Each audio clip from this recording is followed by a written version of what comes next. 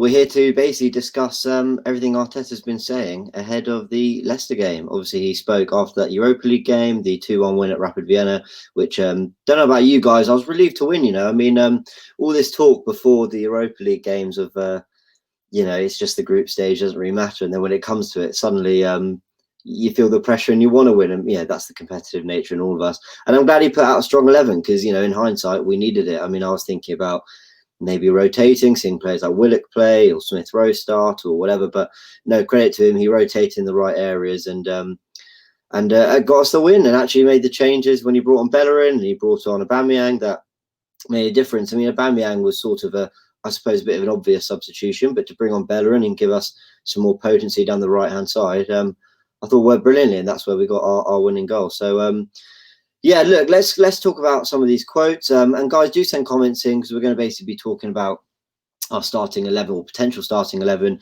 We've got a bit of a headache now. Thomas Partey dropped an absolute masterclass. I know it was the Europa League, but he just looked a cut above the rest. I thought, I don't know if any of you saw my post-match interview where I was just saying that him and Gabriel just looked another level. And we know Gabriel will start if fit, but the fact that, Thomas Partey, now we've got this headache with Xhaka and Ceballos, who, in my opinion, don't deserve to be dropped. So what happens? Do we play a 4-3-3 now? Does Saka move out to the left because he doesn't deserve to be dropped? So, how are we going to do this? We'll have a little look now. But let's get into the quotes. Let's start with Mikel Arteta sort of, basically what he had to say about Thomas Partey, who was obviously absolutely class the other day. He says, I was really impressed because he looked really confident. He grabbed the game in the most difficult period. He took responsibility. He was really comfortable on the ball. He made a lot of right decisions. He was really strong in the challenges and every transition moment. I was impressed. He was then asked what effect he can have on the rest of the team. He said, it is about finding the cohesion in the team and the fluidity with and without the ball is what we want. Finding some specificity, sorry about that, was in my opinion lacking in the squad to get the pieces in the right places where everyone is comfortable doing their job that we give them to do. I think we are much more balanced. The same with Gabby. He's talking about Gabriel. The performance he had on Thursday night as well and what he brings to the team, we will see a team that is closer to what we are trying to do. Now, I think essentially what he's saying there is that Partey and Gabriel very much just big parts of the missing, basically the missing parts of the jigsaw. How many times have we sort of asked a manager to come and address the problems at centre back and central midfield and basically give us a bit of steel and a bit of the spine? And we finally have that. And I think he's alluding to that in his comments. He's very much saying, we're filling those pieces now with Gabriel, a strong left-footed centre back with pace who can cover and can obviously distribute from defence as well. And someone like Thomas Partey, and he said in his post-match conference or post-match interview, actually, Arteta, he said that Thomas Partey ran the midfield on his own, and that's absolutely true. I mean, it's an absolute, compliment to him because we've got a player who not only has the intelligence but the dynamism to do that now.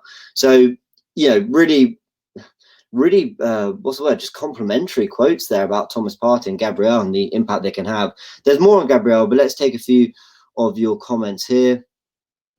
Ahmed says, what do you think of Arsenal's youngsters and the competition? Because Saka and Martinelli play in the same position, and I rate Balogun more than Nketiah. It's a good question.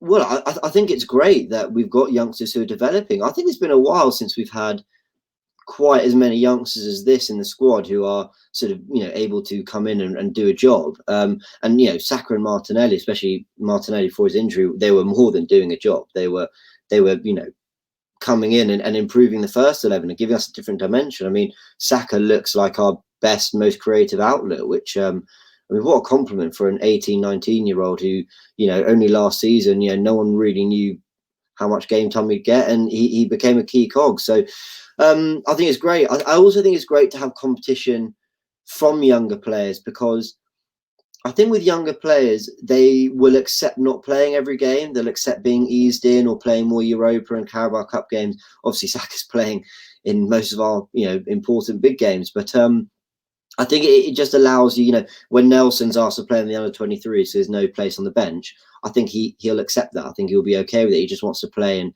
he wants to, obviously make it as an Arsenal footballer. So he's probably all right to do that, knowing that his chance will come elsewhere. So, yeah, great question there. I think it, I think the youngsters, I'm really excited about these youngsters, more than I have been in recent years, let's say. Let's have a look, see if we can see some other questions. When do you think they will start Saliba? Well, reports recently saying, sorry, didn't say your name. It's, how do I pronounce that? I think it's, HDJS NDJSJ. When do you think they'll start Saliba? It's a good question. There are reports saying that Saliba, is sort of being lined up to step in when inevitably injuries come, with what's been happening with the obviously the pandemic and the way football's had to be sort of squeezed into a certain schedule. There's, David Luiz, he's an aging centre-back, despite obviously, looking very good recently. Maybe in the injury to Rob Holding, which is super unfortunate. We'll go into that a little bit later as well. Maybe there is a chance of Saliba. He clearly doesn't fancy Socrates, hasn't even included in the Premier League squad. Mustafi, we don't really know what's happening there. Gabriel might even need a rest at some point. So I do think we'll see Saliba play. I do think we'll see him play. I don't know. I think we'll see him play some Premier League games. Obviously, he's not available for the Europa League at the moment, but I think we'll see a bit of Saliba this season. We've got look at Man United versus Chelsea prediction. I think Man United will sneak that. I think they'll win it 2-1. Actually, they've found a bit of form. I think Chelsea just look a bit leaky at the back, whereas I trust United, despite what's been going on, to sort of to tighten it up. Actually, Messi player, Oba down the middle with Saka on the left and Pepe on the right. Willian does not start this week. Poor performances as late. It's fair enough that. I mean, Saka was his probably most creative self down the left when he was playing as a sort of left winger, and even as a left back. Basically, when he had that channel to overlap and get crossed into the box, he was so, what was it, 12 assists last season, maybe even more. I mean, he was superb down that side. So I'm surprised that we've seen him move into a more central role. But you see, when he links defence to attack the way he did against Man City, you can completely understand why he's doing it. Junior Kabaya, why is our attack so lacking in effectiveness, pace, speed, ball progression, ideas and creativity? Is there any reason Lacazette should even hold a place in the starting lineup? Great questions. Lacazette is a really funny one, isn't he? Because he scored 3 goals in his first Premier League games. Then he was dropped against Sheffield United and didn't start against Man City. And that was strange because we thought he was sort of playing back into form. But obviously he didn't really pan out that way. And also a few of his, I don't want to take anything away from him. Really well done to get those 3 goals and get in the right space. But there was a bit of luck on that Fulham goal, the way it rebounded out to him. I mean, he was literally on the touchline. And then the goal against Liverpool as well. It was sort of a bit of a fluked finish, and actually he missed the 2 chances, albeit one might have been offside. He missed the 2 chances he really should have put away. So, did those 3 goals in 3 starts sort of actually obscure how well he was playing? Maybe. I'm a massive fan of Lacazette. Like I thought in the 18-19 season he was something else. I thought he was our best player and rightly won Player of the Year.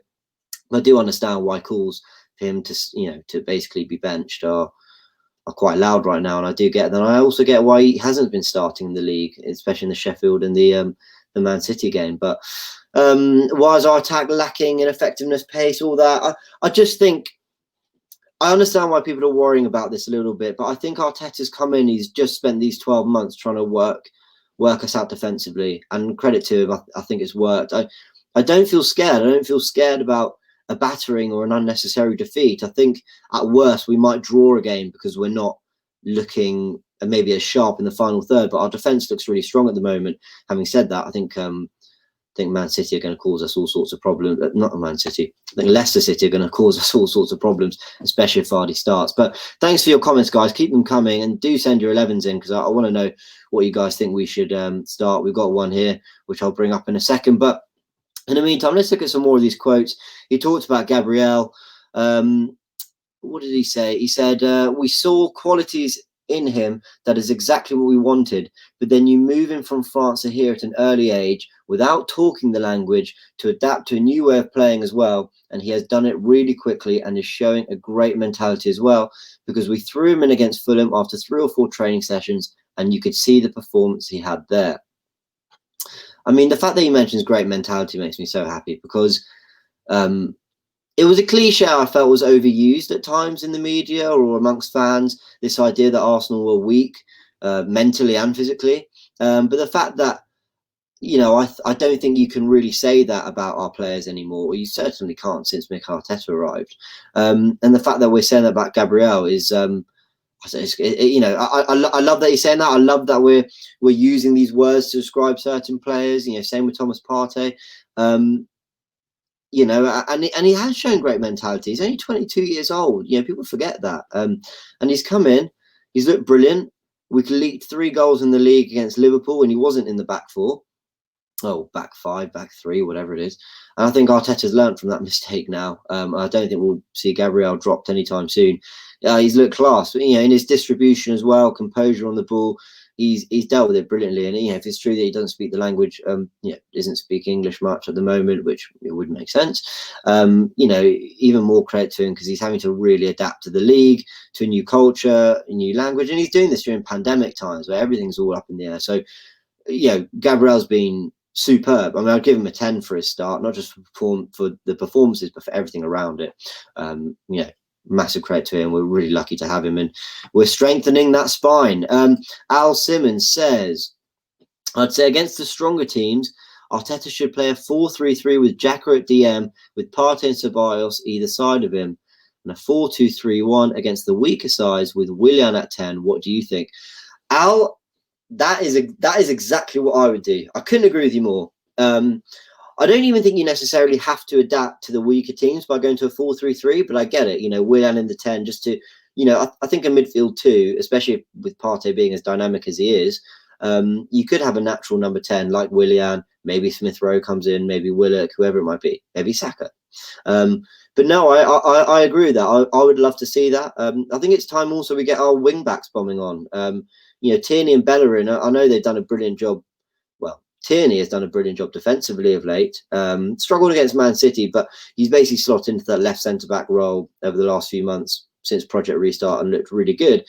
But they've got great quality in the final third. Let's see them get forward and maybe have a midfield 3 that's going to be a little bit more, I don't want to say static. It's obviously dynamic, but it's going to be disciplined to a degree, and you're going to have that defensive barrier, sort of 2 centre-backs, 3 midfielders. So love that suggestion. Completely see where you're going with that one. And I'd like to see it, especially Willian in the 10. I think he deserves a chance to basically play in that central role and try and have some sort of creative output. Let's have a look at some other comments. There was a good one there, but I've just lost it. Irfan Maïv, would you rather choose 4-3-3 or 3-4-3 against Leicester?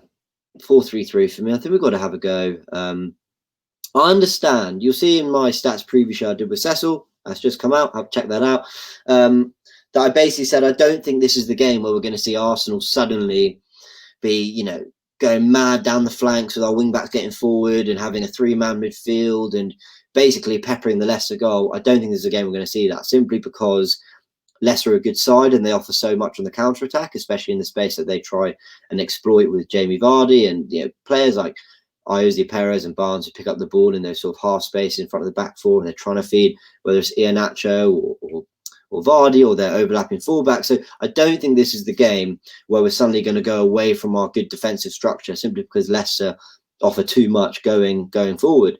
But I do think we need to win, and we need to have more of a go. Even if we play the 3-4-3, I sometimes think it's, football, people worry too much about formations at times. I think a big part of it is just intent, attacking intent. And I think we should have a go. And in the first half of the Leicester game, back after Project Restart, when we drew 1-1, I thought that first half we were excellent. And we were playing a back 3 then. So no reason why we can't have a go and win the game, win it fairly convincingly. I don't need to win 3-4-0, but even 2-0, but we've looked the better team for 90 minutes or at least 70 minutes, Let's see. But yes, I would go for the 4-3-3, but I don't think we're going to see it, if I'm honest. What else have we got? Lewis P. Why is Arteta more negative than Jose? Them lot down the road score 2+ goals per game and play attacking football with Jose. Look, it is strange. If someone said back when they were appointed that in a year's time it would be, them lot down the road who are scoring goals for fun, it'd be us who are, playing with a degree of defensive discipline, I would have been really surprised. You'd have thought that Arteta, having been coached under Guardiola for so long, might have tried to instill more of an attacking mentality. But, you know, we faced West Ham at home. We conceded some chances, but we found a way. They dropped a 3-0 lead. I'm not trying to troll them here. You know, it just goes to show that that defensive side of the game can't be neglected. And I'm not saying Mourinho is, because he was the master for so long of setting up teams defensively. But look, we're ahead of them in the table. We've beaten the teams we should be. I'd say we're on par for the season. I'm not going to be critical about the way we're playing, especially compared to our rivals, when, you know, amongst them we're doing quite well. I saw Lewis, he just commented saying, well said. Yeah, thank you. I mean, you know, it is a weird one. I don't think we expected it to go this way, but I'm not gonna complain. Chris TV, what do you think about Saliba not being selected for the under-23s? Well, I didn't see that myself, but I guess it suggests that he's potentially in line to get some game time for us. Maybe Mustafi's not going to be rushed back, so let's have a look. Tutu Juru says Pepe or Willian. Pepe or Willian. Well, tune into our pre-match build-up show. Me and Cecil, I'm basically going to talk about how we can basically improve Arsenal's creativity problems. And I actually think the answer down the right-hand side is Bukayo Saka, believe it or not. And I know he's had a lot of success down the left, but I'd get Saka down the right personally, and actually have Willian playing in the middle. And I think Pepe, I know, needs to be played into form, but I'm not sure he totally deserves a starting place yet. I thought he was underwhelming against Rapid Vienna, if I'm honest. And at some point, you need to see a string of performances in games. So, yes, Live and Breed Football say, do you think this is the right time for us to face Leicester with Pereira, Soyuncu, Ndidi, and Amate all ruled out for the game, while Vardy is a doubt for them? I mean, yeah. I mean. Look, any team that's having injury issues like that, of course, it's a good time to face them. However, I would back us at home against a fully fit Leicester. They've got some very good some very good players, and Brendan Rodgers is, you know, doing a very good job there. But, you know, I think player for player, we're as good, if not better. I saw a combined 11 the other day, and I thought that's quite harsh on us. I think player for player, we're as good, if not better. Send in your predicted 11s, not predicted 11s, combined 11s, and I'll give some of them a read. But yes, of course it's a good time, but I fancy us to beat them at home whenever. You know, I think that should be just sort of staple for us. See if we can get one more Arsenal. Oh, there's a good quote from Arsenal Forever there. Let's see if I can just find it. Here we are. Partey Xhaka or Partey Ceballos? Against Leicester, I would go for Partey, Xhaka, and Ceballos. Sorry, both is my answer. I'd go for all three, but if I had to choose two with maybe a number 10 or actually in this 3-4-3, I would go for Partey and Ceballos personally. I think Partey showed against Rapid Vienna that he can sort of basically dominate by himself in central midfield and be disciplined. I know a lot of people see him as a box to box, but I'd love to see him actually sitting there and actually giving Ceballos a bit more creative freedom. So that's the two I'd go for. But yeah, look, thanks for your comments. Keep them coming, and I want to see starting 11, guys. What would you have? You know, we're gonna have team news that I'm going to rattle off in a minute. You know, who would you be starting? Because I think he's got a real headache here, Arteta. But anyway, he talks about Leicester. He talks a bit about that Carabao Cup win earlier in the season. Don't know about you, I keep forgetting about that one.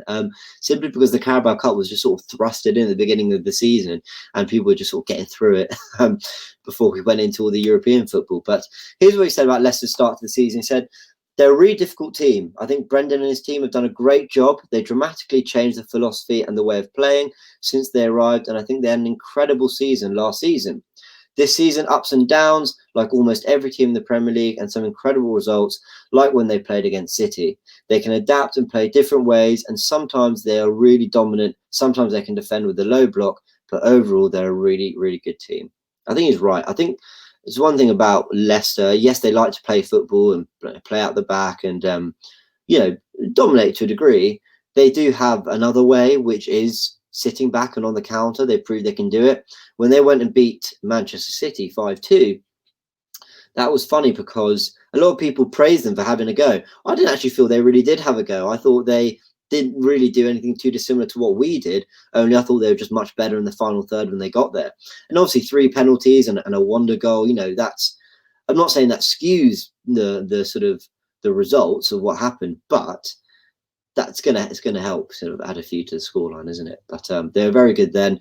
He's then asked on whether he can take anything from the Carabao Cup win, the 2-0 win up at the King Power Stadium. He says, I think it was different players and probably different formations as well in a different competition. But I think we'll both look at those and try to get something out of it. But I think it'll be a different game. He's right. I wouldn't read much into that. It was a very good win at the time. Don't get me wrong.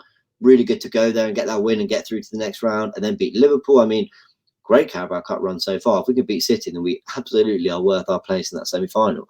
But I don't think we can read too much into it. Thought we did well. We played well that game, but I wouldn't read too much into what happened that game. And then he was asked about the 1-1 draw at the Emirates back in Project Restart, which we alluded to. He says, I think we played really, really well and we should have been 3 or 4-0 up. I agree with that. In the first half, in the second half, when we had total control of the game, we got Nketiah sent off and we played with 10 men and we ended up conceding really late. But again, it was a really intense game. It was an intense game. And of course, Leicester came onto us more and we tired and fatigued a little bit.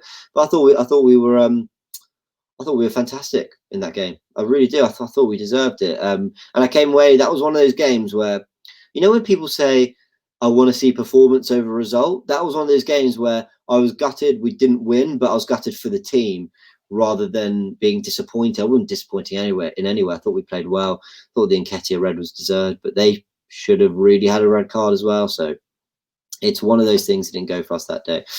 Let's going to talk about injuries and stuff, but let's just take some more comments. Timothy Lechuta, does Partey start on Sunday? I think he's got to. He was so good. Aubameyang is the main man, but Partey's up there in terms of quality. And I know I'm judging this on one Europa League game, and you know some fans are going to think I'm crazy for doing that, but we saw what he did at Atletico Madrid. He's 27 years old. He's been at the highest level for a long time. He's a class player. He's got to start. There was a good question there. I've just lost it. Basically, someone was asking when I think Arteta will play the 4-3-3. Let me see if I can find it and give you guys some credit. Cecil, man like Cecil. Thanks, man. What have we got? We've got some 11s coming in. Gonna read those out there. Where was it? Someone saying I'm a great stat man. Thank you. I appreciate that a lot. Let's have a little look. Let's go into these combined 11s now. Ahmed says, Leno, Tierney, Soyuncu, Gabriel, Castagne, Ndidi, Partey, Maddison, Pepe, Vardy, Oba. I think that's it. You know, I think that is the best starting, the best combined 11. Yeah, thanks for that shout. Ebony Gale, considering Elneny's brilliant performance in Europa, do you think he deserves the chance to start against Leicester? He was very good. Elneny's done nothing wrong, you know. But Partey was very good. Ceballos, I think, has been good this season. I know some people critical of him against City. I think he's been really good this season. And he's that more creative outlet in midfield. And Xhaka, do you drop him? So Elneny's just unfortunate. But if he steps in, he can do a job. We had some more 11s coming out. Lewis has given his starting 11. Thanks again, Lewis, for your comment. Leno, Maitland-Niles, Luis, Gabriel. That looks like a back three. Xhaka, Ceballos, Pepe, Partey, Oba, and Saka. 1, 2, 3, 4, 5, 6, 7, 8, 9, 10. I think you're missing a player there. Let us know you'd have a left back. I'm assuming Tierney. What else have we got? Raheem here has given his 11. Leno, Bellerin, Gabriel, Luis, Tierney. So you've kept Bellerin over Maitland-Niles. I think I'd probably do the same. Partey, Xhaka, Ceballos, Saka, Laka, Pepe. No Aubameyang. Very, very interesting. What else have we got here? Would I rather have gotten Partey or Aouar? Now, thank you, Matty01. Do you know what? I said at the time I wanted Aouar, but seeing Partey now, and this might be recency bias, I'm really glad we got him. It's been years and years, probably 15 years of needing a proper holding midfielder and a proper centre-back and a proper spine. So, yeah, I would... I'm happy we got Partey, to be honest. And actually, yeah, no regrets over that one.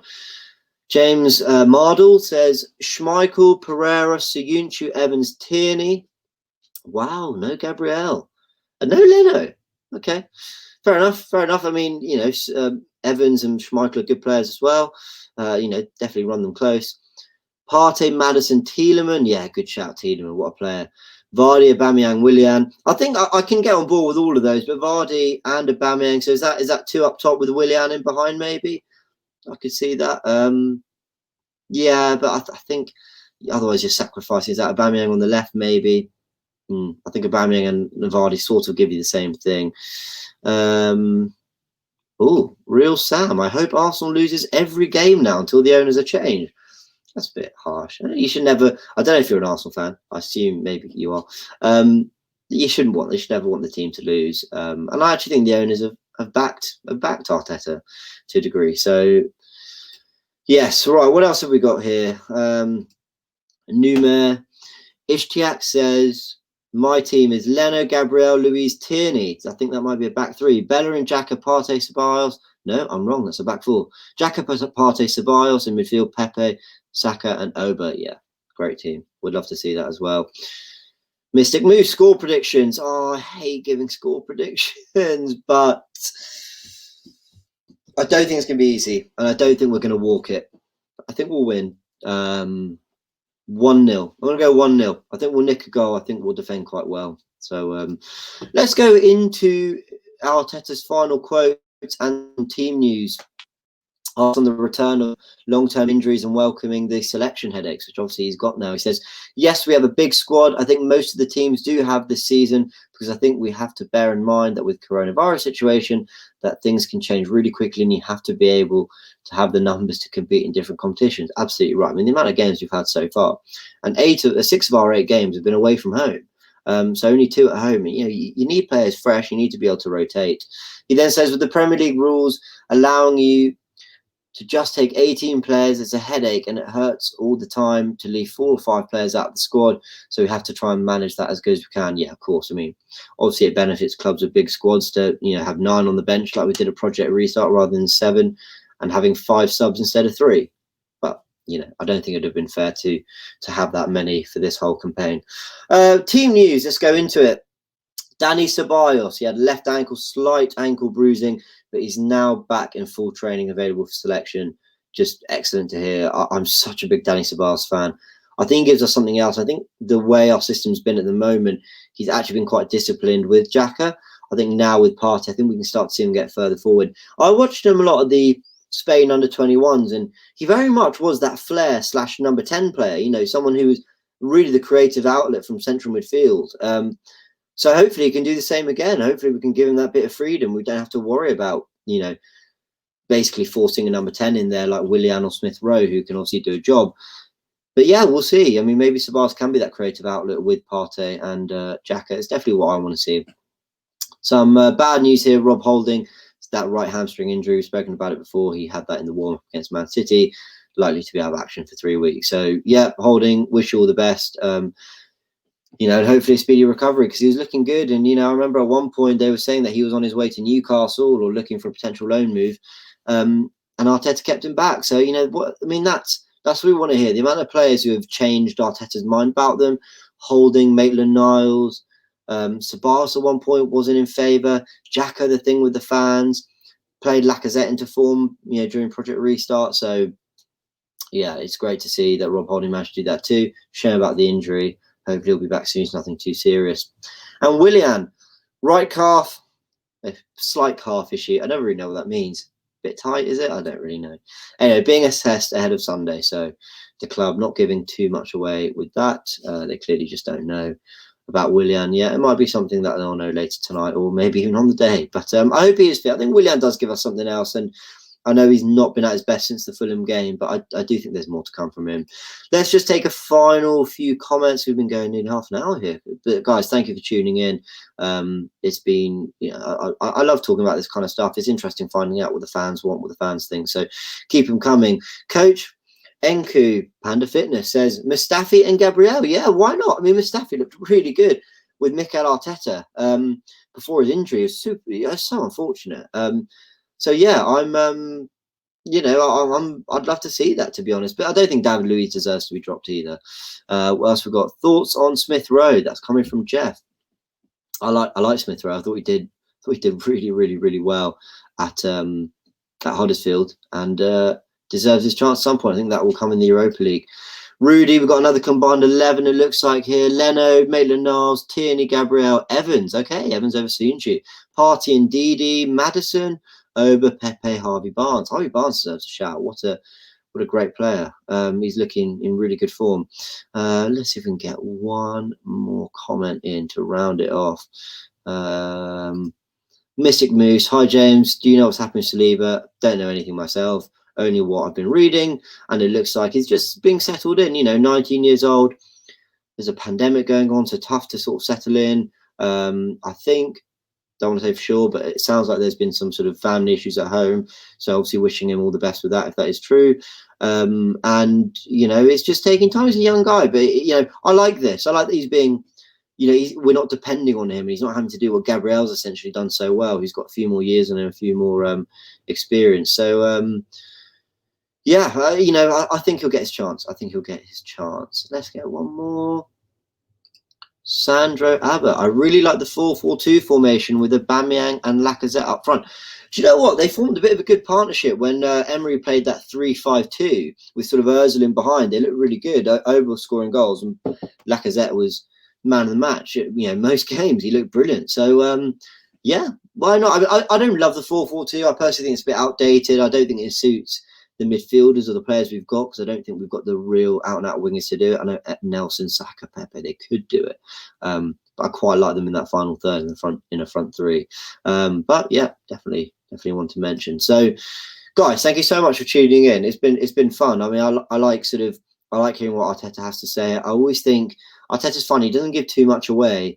There's always little things you can sort of pick off there. And if you notice, before the Rapid Vienna game in his press conference, he said Partey was ready to start. And I think when you hear him speaking so assuredly about something, that tells me that he's, I think he's trying to give something away there. I don't think he's giving too much away here. I imagine we'll probably go for that same 3-4-3 that we've been seeing. And I think Danny Ceballos will be in the 11, probably with Partey, or will Xhaka start? Thanks for sending your combined 11s in. Thank you for sending in your 11s. And guys, lots of content coming out. We're doing more coverage than ever on AFTV. We've got the pre-match build-up show with me and Cecil, and then obviously the starting lineup with Robbie and the gang. We're going to have obviously the watch-along with all the coverage there, and then the aftermath with Pippa and Charlene. So much coming out throughout the day, and obviously any other big news and updates, we'll make sure to bring it straight to you guys. But yeah, thanks for tuning in. And come on, Arsenal. Let's hope we get that win against the top four rival. I think we need it. I'm not so worried about the performance and whether we're playing with all this attacking flair, but I do think we need a win. I think it's going to be crucial. So thanks for tuning in, guys, and see you at the next one.